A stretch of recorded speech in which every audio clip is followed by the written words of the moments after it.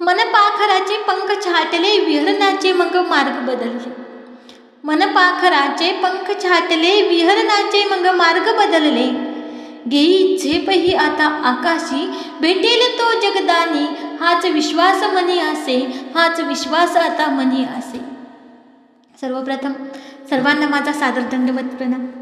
श्रोतेहो, आज आपण हे मानवी जीवन जगत असताना, या मानवी जीवनामध्ये आपल्याला या भूतलावर हे जीवन आपण वावरत असताना आपल्याला आपले नातेसंबंध जर घट्ट करायचे असेल, त्या परमेश्वरावर आपल्याला श्रद्धा ठेवायची असेल, तर आपल्या या जीवनामध्ये आपल्याला विश्वास फार महत्त्वाचा आहे.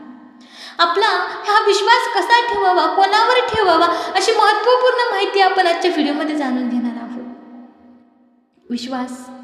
विश्वास एक अशी ताकद आहे जी ती वेदना असतात त्या वेदनांची सुद्धा फुलं करतो. ती ताकद ही विश्वासामध्ये असते. विश्वास हे आपल्याला जीवन जगण्यासाठी बळ देत असतं. हे विश्वास पण आपण हा असाच होत नाही, तो जिंकावा लागतो. ते देवाचा विश्वास जिंकावा लागतो, त्या भक्ताचा विश्वास जिंकावा लागतो, माणसाचा विश्वास सुद्धा जिंकावा लागतो आणि परमेश्वरावर आपल्याला विश्वास ठेवावा लागतो.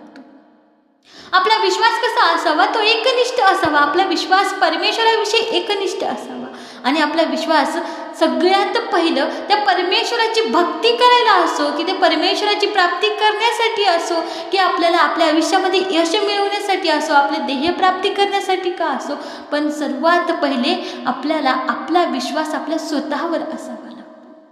आपण कधीच हरू शकत नाही, तर हा विश्वास आपल्याला असायला पाहिजे.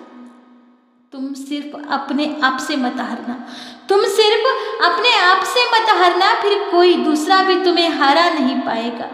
हा विश्वास ही अशी ही शक्ती आहे की सामान्य माणसातील असामान्यत्व सिद्ध करून माणसाला दैवत्व प्राप्त करून देत असते.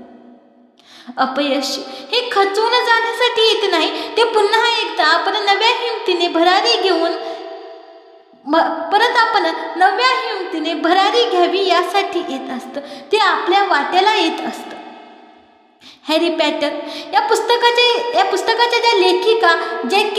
रोलिंग यांना 12 वेळा प्रकाशकाने नाकारलेला आहे, तरीही त्या खचून गेल्या नाही, त्यांनी हार मानली नाही. म्हणून हॅरी पॉटर या पुस्तकाने एक इतिहास रचलेला आहे. ब्रायन ॲक्टन याने 2009 साली फेसबुकमध्ये मुलाखत दिलेली आहे आणि त्यात त्यांची निवड झाली नाही. तेव्हा इथं खचून गेलेला नाही. त्याने आपल्या व्हॉट्सअपची सुरुवात केली आणि पुढे ही कंपनी जगप्रसिद्ध झालेली आहे. आणि 2014 साली याच फेसबुकनेच व्हॉट्सॲप ॲप ही कंपनी विकत घेतली. याचाच अर्थ अडचणी जेवढ्या जास्त येतील, संकट जेवढे जास्त येतील, तेवढंच यशही मोठं असतं. जीवन ही एक तव्यावरची भाकरी आहे. चटके बसल्याशिवाय ती भाजली जाणार नाही आणि भाजल्याशिवाय तिची किंमत सुद्धा आपल्याला कळणार नाही. आणि आपल्याला काळजी घ्यायचीच असेल तर फक्त याची घ्यायची की ती करपणार नाही. आणि आपल्याला काळजी घ्यायचीच असेल तर याची घ्यायची की आपला विश्वास तुटू शकला, आपला विश्वास तुटणार नाही, आपला विश्वास तुटणार नाही, एवढी काळजी मात्र आपण नक्कीच घ्यायची असते. एवढी ताकद आपल्याला या विश्वासामध्ये आहे. आणि हीच लीला चरित्रामध्ये सुद्धा अशी एक लीला आलेली आहे आणि तीच लीला आपण आज श्रवण करणार आहोत. की संकट ही जी येतात, जे आपल्या जीवनात जे वादळ येतात, ते या मानवाला, या मानवी जीवनाला, या जीवाला हे सांगण्यासाठी येतात की तुला या संकटाचा सामना करावा लागतो आणि सामना करूनच तुला ते पुढचं यश भेटणार आहे. म्हणजे ज्या प्रकारे भाकर भाजता वेळेस चटके बसतात, आधी हाताला चटके मग भेटेल भाकर. एक भाकर जर आपल्या ताटात यायची असेल तर आपल्याला त्यासाठी किती कष्ट करावे लागतात.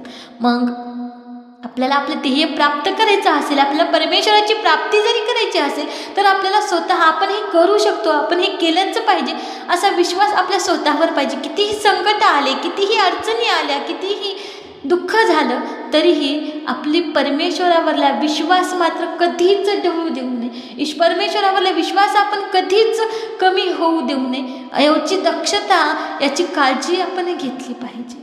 आणि आपण ज्या वेळेस दुसऱ्याकडून विश्वासाची अपेक्षा करतो, दुसऱ्यांनी आपल्यावर विश्वास करायला पाहिजे. आपण त्यांच्यावर ठेवायच्या आधी, पण आधी स्वतःला आपल्याला आपल्यावर विश्वास ठेवावा लागतो. एखाद्या आरोग्यमंत्री दवाखान्याचं उद्घाटन करून खरूच खाजवत भाषण देत असेल तर प्रामाणिक होणार नाही. तुम्ही जे करता ते बोलता त्यात प्रामाणिकपणा असला पाहिजे. एकदा एक 70 वर्षाचा म्हातारा मंदिरात आरती म्हणत होता. तो काय म्हणत होता?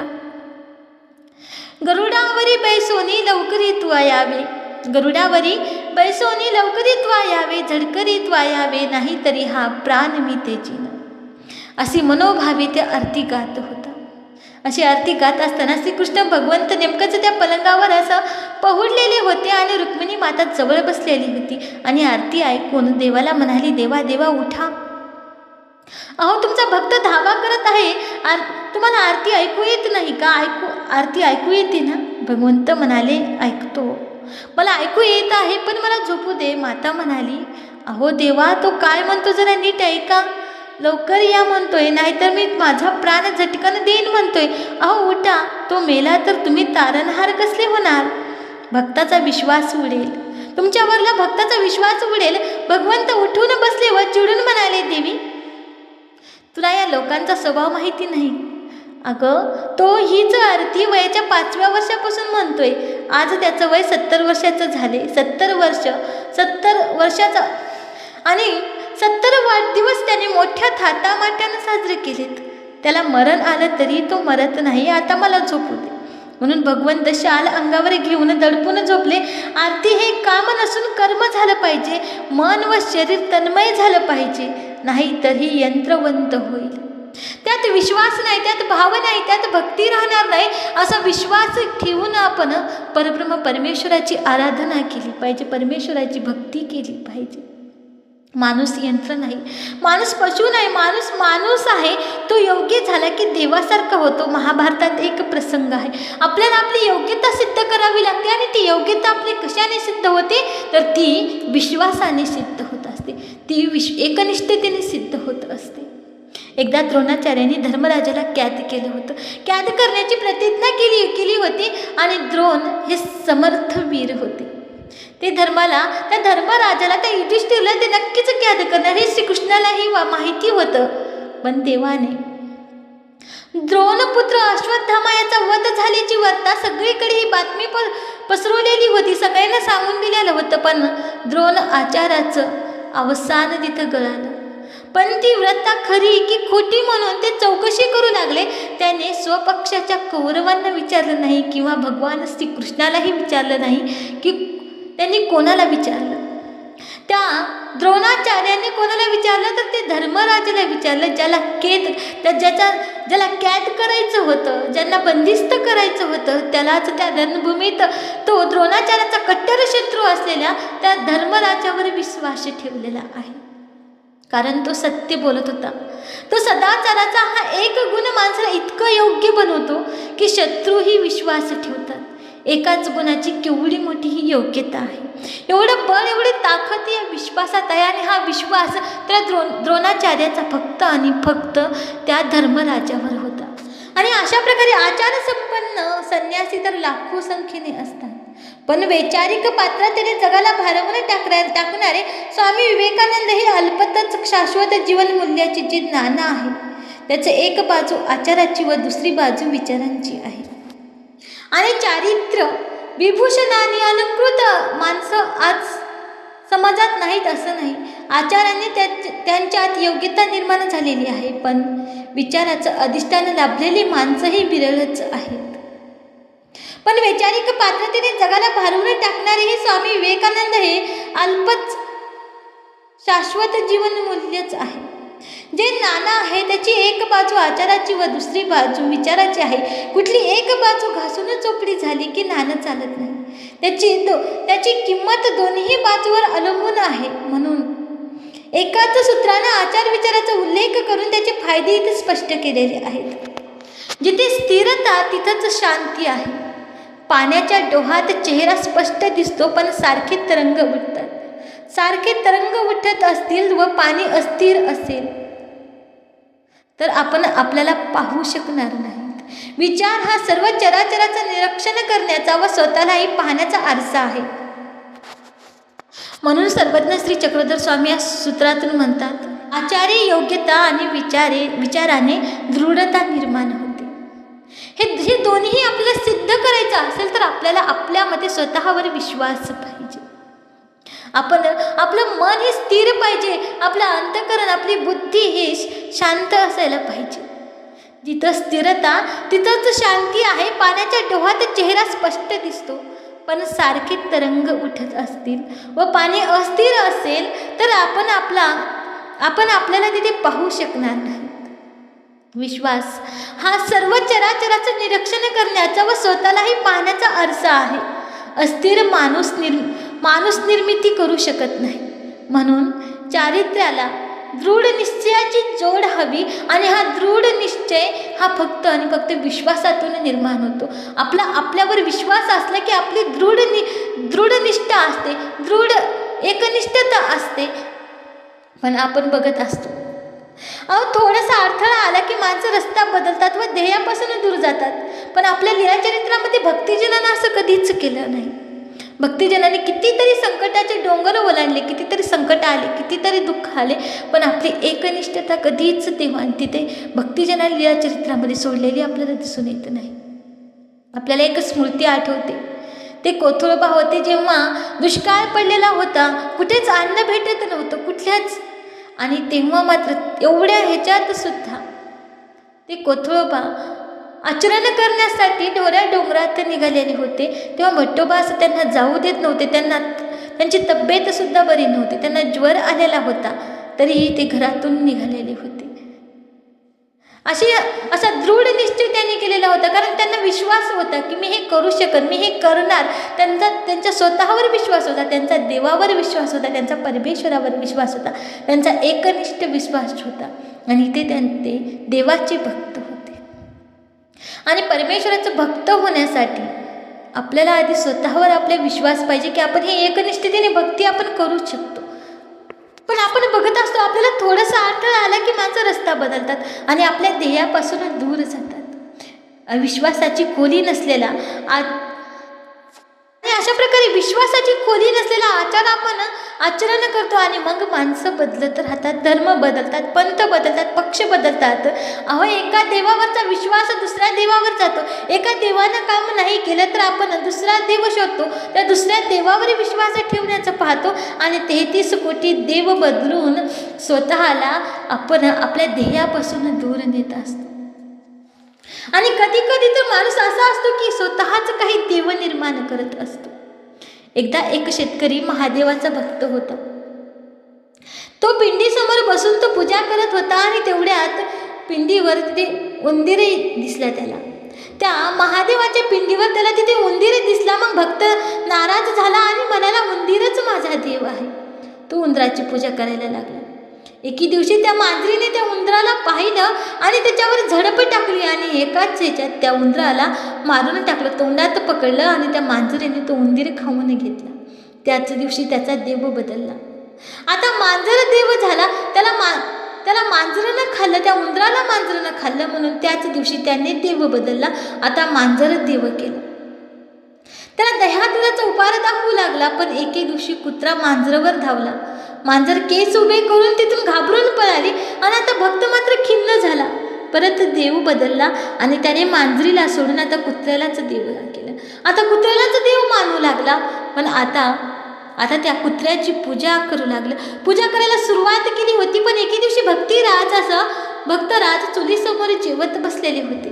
मालकीनबाई भाकरी थापत होत्या व देव भक्तासमोर उभे होता आणि मालकीनबाई त्या कुत्र्याला हाड हाड म्हणत होत्या. पण हाड हाड म्हणूनही तो कुत्रा काही ऐकत नव्हता. तेव्हा मालकीनबाई खूप चिडल्या आणि त्यांनी चुलीतलं जळतं लाकूड त्यांनी काढलं आणि कुत्र्याला फेकून मारलं. आता कुत्रा ओरडत ओरडत तिथून पळून निघून गेलेला होता. आणि हे सर्व दृश्य पाहून ते भक्त थोडासा खजिलच झाला आणि भाकरी थापणाऱ्या अन्नदात्या देवाकडे टक लावून पाहत होता. व देवाला हुंड्यासाठी मी हुंड्यासाठी किती सतवलं याचा पश्चाताप तो करत होता. अशी दूरदर्शता नसेल तर आपली निष्ठा टिकणार नाही. जगाची उलथापालथ झाल्यावरही आपला विश्वास टिकणार नाही. म्हणून आपल्याला आपल्या जीवनात विश्वास पाहिजे. पण ते विश्वास कसा पाहिजे? विश्वास आपल्याला एकनिष्ठ पाहिजे. तो विश्वास आपल्याला एकनिष्ठ पाहिजे. त्या विश्वासामध्ये एकनिष्ठता असावी, त्या विश्वासामध्ये दृढता असावी. दृढ विश्वास आपला त्या परमेश्वरावर असावा, आपला स्वतःवर असावा की मी परमेश्वराचे कार्य करीन. बघा ना, दुःख आपल्याला माणूस बनवतो, पराभव आपल्याला विनम्रता शिकवते, अभ्यास आपल्याला ताकदवान बनवतो, विजय आपल्याला अधिक प्रभावी बनवतो. केवळ विश्वास ही एकच गोष्ट अशी आहे की जी माणसाला पुढे जाण्याची प्रेरणा देते. अल्बर्ट आइन्स्टाईनला शाळेमधून एक पत्र देण्यात आलेलं होतं आणि आईने ते पत्र त्याला कधीच दाखवलेलं नाही. त्याने आईला विचारले या पत्रामध्ये काय आहे. त्या आईने त्यावर उत्तर दिलं की बाळा, या पत्रामध्ये असं लिहिलेलं आहे की तुमचा मुलगा खूप हुशार आहे, तुमचा मुलगा फार हुशार आहे आणि तो इतका हुशार आहे की त्याला शिकू शकेल असा शिक्षक वर्ग आमच्याकडे नाही. तेव्हा खरंच त्या आइन्स्टाईनला आईच्या बोलण्यावर विश्वास बसला आणि स्वतःला तो हुशार समजू लागला. आता त्याचा स्वतःवर विश्वास होता की मी खरंच खूप हुशार आहे आणि त्याने तेवढ्याच मेहनतीने अभ्यास केला आणि आता तो एक शास्त्रज्ञ झालेला आहे. एवढी ताकद, एवढं बळ ह्या विश्वासात आहे. त्या आईने त्याच्यापासून हे एक सत्य लपवून त्याच्या पंखामध्ये एक विश्वासाचं बळ भरून दिलेलं होतं. असा विश्वास आपला स्वतःवर पाहिजे. अशा प्रकारे हे विश्वासाचं बळ हे सामान्यातील असामान्यत्व सिद्ध करतं. हेच यातून सिद्ध होत असतं. आणि या विश्वासात एवढं ताकद, एवढी बळ, एवढं सामर्थ्य आहे, ती वेदनाची सुद्धा फुलं करतं. तो म्हणजे विश्वास आहे. कितीही वेदनाने तडपडलेला माणूस असो, त्याचा जर विश्वास असतो की आपल्याला सगळं काही आपला देव बरं करेल, तो खरंच सगळं काही नीट होतं आणि वेदनेची फुलं होऊन जात असतात. आणि आपल्यावर आपला स्वतःचा विश्वास आहे की नाही हे आपल्याला केव्हा कळतं, जेव्हा आपल्या जीवनामध्ये संकट येतील, जेव्हा आपल्या जीवनामध्ये एखादं वादळ येईल, तेव्हा आपल्याला कळून जातं की खरंच आपल्यावर, आपला स्वतःवर किती विश्वास आहे, आपल्या देवावर किती विश्वास आहे. आणि असं संकटाचं वादळ एकदा एका भक्ताच्या जीवनामध्ये आलेलं आहे, ते म्हणजे भक्त त्या शांताबाईचं. या शांताबाईच्या जीवनात असं वादळ आलेलं आहे की ते सगळीकडून ती दुःखाने होरपळून निघालेली होती, पण तिचा विश्वास होता, तिचा विश्वास देवावर बसला, तिची निष्ठा देवावर बसली आणि एकनिष्ठतेने ती परमेश्वराला शरण आली आणि तिची सगळ्या दुःखाचा इथे नाश झालेला आहे. या शांताबाईचे मूळ नाव माईबाई होतं. संन्यासानंतर स्वामीने माईबाईसाला प्रासादिक नाव शांताबाईसा असं दिलेलं आहे. त्यांचं जन्मगाव पैठण ही ब्राह्मण कुळातील सुपुत्री होती. माईबाईच्या भावाचं नाव सारंग पंडित होतं. माईबाईचा विवाह अल्पवयात झाला होता आणि त्यांचा स्वभाव सात्विक होता. लग्न झाल्यानंतर त्यांना एकाईसा, जस्माईसा अशी 2 अपत्य झाले. असा हा त्या शांताबाईचा संसार आता फलाफुलाने बहरून गेलेला होता. सगळीकडे आनंदाचं वातावरण होतं. पण काय झालं, आता तिच्या जीवनामध्ये एक वादळ येणार होतं आणि अशा प्रकारे वादळ येणार होतं की तिचं सगळं काही हिरावून घेऊन जाणार होतं. आता वादळ आलेलं आहे, तिचे पती आता मृत्यू पावलेले आहेत. त्या शांताबाईच्या अंगावर जणू दुःखाचा आता इथे डोंगरच कोसळलेला आहे. आता तिला कुठल्याच थारा नव्हता, कुठलाच आश्रय नव्हता, कुठलाच आधार नव्हता. फक्त एकच विश्वास होता की या संकटातून मला तो परब्रह्म परमेश्वर तारून नेईल, तो ईश्वर मला आता याच्यातून तारून नेणार आहे. काय करावं. आणि तितक्यातच पतिराजाचा मृत्यू होऊन काही काळच झालेला होता की लगेच तिथे त्यांच्या दोन्हीही मुली, एक मुलगी विधवा झाली आणि एका मुलीला भूतबाधा झालेली आहे. हे सगळं पाहून शांताबाईचा आता आपल्या डोळ्यातून अश्रू गाळत होत्या आणि दुःखाचे डोंगर माझ्या नशिबी का आहेत असं म्हणून अश्रू गाळत होत्या. पण अश्रू गाळत असतानाच त्या स्वतःशीच म्हणाल्या, काही एवढे संकट आलेले आहेत का, ती मी एकटीच आहे का, आणि देवाने त्या संकट दिलेली आहेत तर तो देवच मला याच्यातून तारून नेणार आहे. चला आपण त्या देवाच्या भेटीला जाऊ. म्हणून तिथूनच तिथे एक रामयात्रेला तो पोहा निघाला होता. त्या रामयात्रेमध्ये त्या निघाल्या आणि त्या जात होत्या. चालत असताना जाता जाता त्यांना वाटलं की आपल्या भाषेची भेट घ्यावी, सारंग पंडिताची भेट घ्यावी. आणि ती भेट घेण्यासाठी त्या सारंग पंडिताकडे गेलेल्या होत्या. आपल्या माहेरच्या अंगणात गेल्या, थोड्या वेळ काही त्या हरावून गेल्या होत्या. सगळ्या बालपणच्या आठवणी त्यांच्या ताज्या झालेल्या होत्या आणि एका क्षणात ते त्यांचं दुःख विसरून गेलेल्या होत्या. पण तरीही त्या भाषांना सारंग पंडिताला शांताबाईसांनी मागील सगळा वृत्तांत झाला की कसं माझ्या जीवनामध्ये हे वादळ आलेलं आहे. आता मी रिकामतेचं हृदय झालेलं होतं एकदम कृष्णाच्या बासरीसारखं, आणि आता त्याच्यामध्ये कमी होती फक्त त्या प्रभू नामाची, आणि त्या प्रभू नामाची फुंकर ही ते सारंग पंडिताने त्यांच्या या बासरीसारखं पोकळ झालेल्या जीवनामध्ये तिथे टाकलेली आहे. सारंग पंडित म्हणतात, तुमचं खरंच तुम्ही खूप अशांत झालेले आहेत, तुमच्या जीवनामध्ये खरंच खूप वादळ येऊन गेलेलं आहे. आणि वेरूळ येथे सर्वज्ञ श्री चक्रधर स्वामी राहतात. तिथे गेल्याच्या नंतर तुमच्या जीवनाला एक नवीन दिशा भेटेल. तुम्ही जा आणि नाम काय ऐकताच शांताबाईसाला विश्वास झाला की खरंच हे पुरुष, हे देव, हे ईश्वर माझे सगळेच दुःख आता नाहीसे करून टाकेल. असा हा विश्वास घेऊन आपल्या मुलीला, दोन्ही मुलीला सोबत घेऊन शांताबाईसा वेरूळ या ठिकाणी आलेले होते, अतिशय दुःखी. आणि तिथे स्वामींची भेट झाल्या होताच त्यांना विश्वास वाटला की खरंच हे किती सामर्थ्यवान पुरुष आहेत, साक्षात परब्रह्म परमेश्वर आहेत. त्यांच्या मनाला तिथे शांती झालेली आहे. तेव्हा स्वामी त्यांना म्हणतात, बाई तुम्ही या. शांताबाईसा तिथे बसतात आणि तिथे सर्वज्ञ श्री चक्रधर स्वामी बाईसांना चरणोदक काढून आणायला लावतात आणि त्या जसमाईसाच्या अंगावर शिंपडत असतात. ती जसमाईसाच्या अंगावर शिंपडल्याच्या नंतर तिची जी भूतबाधा जी तिला झालेली होती ती नाहीशी होती, त्या दुःखातून ती मुक्त होती. आणि ती स्वामी म्हणतात, बाई आता तुम्ही यांना त्यांच्या घरी पाठवू शकता, तुम्ही यांना त्यांच्या तिकडे पाठवू शकता. तेव्हा शांताबाईसा म्हणतात, जीजी बाबा, माझा एक पुत्रही होता, तिथं दुःख करत होत्या, पण देव म्हणले, बाई आता तुम्ही बिराडाशी जा आणि सकाळी उठल्यावर या. आता स्वामी सकाळी उठली. शांताबाईसाला तिथे विश्वास होता की या वादळातून, या संकटातून, या संघर्षातून मला हा परब्रह्म परमेश्वर तारून नेणार आहे. आणि आता इथे दुसऱ्या दिवशी सकाळी स्वामीजवळ ते आल्यावर सांगू लागले की हिची वेळ पूर्णपणे नाहीसे झाली व ती दुसऱ्या मुलीची चिंता करू लागली. स्वामी म्हणतात, बाई तुम्ही चिंता करू नका, तिचे सासरीकडील लोक तिच्या सासरकडे लोक तिला सगळं आता स्वीकार करतील आणि तिचं सगळं चांगलं होणार आहे असा विश्वास ते स्वामी देतात. आणि खरं तसंच झालेलं होतं. त्यामुळे ती सर्व दुःख विसरून स्वामींच्या श्रीचरणापाशी राहू लागली व सर्वज्ञानी तिच्या आणि देवाने, त्या परब्रह्म परमेश्वराने त्यांच्या त्या मनकर्माचा नाश होण्यासाठी तुम्ही 1 महिनाभर थंड पाण्याने आंघोळ करून बोरी आणि बाभळीला पाणी घाला आणि आम्हाला तिथून 7 जन्म पाणी पाजल्याचं पुण्य तुम्हाला लागेल व तुमचे वाईट कर्म हे नासतील व तुमची आत्मा शांत होईल. म्हणून सर्वज्ञाने त्या माईबाईसाला, त्या शांताबाईसाला प्रासादिक नाव शांताबाईसा ठेवलं आणि सर्वज्ञाच्या आज्ञेचे पालन करू लागले. अशा प्रकारे ह्या शांताबाईसा आता स्वामींच्या श्रीचरणाजवळ राहू लागल्या. त्यांचे सगळे दुःख नाहीसे झालेले होते. त्या दुःखातून, त्या भवसागरातून, त्या संकटातून, त्या वादळातून शांताबाईसा बाहेर निघाल्या. त्यांना विश्वास बसला होता की आता स्वामी मला या संकटातून बाहेर काढतील, मला देव आता या संकटातून बाहेर काढतील. आणि खरंच तसंच झालं. आणि आता त्या शांताबाईसा स्वामींच्या ठिकाणी सुखात राहू लागल्या. आणि अशा प्रकारे स्वामींच्या सन्निधानी राहत असताना शांताबाईसांनी कधीच स्वामींच्या आज्ञेचं उल्लंघन केलेलं नाही.